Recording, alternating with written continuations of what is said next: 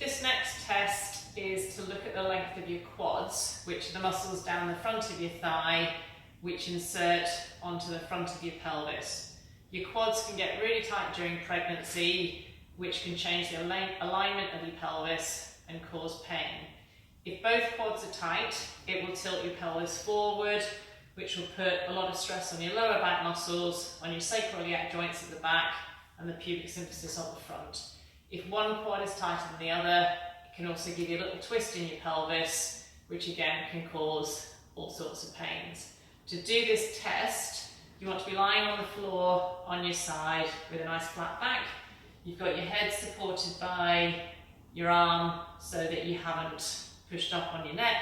You want to bring the lower knee up so it's relatively level with your belly button. Obviously that's going to change depending on your bump size. And then to assess the stretch, you're going to take your ankle in your hand. If that's quite tight, then you may want to use a belt or a towel around there.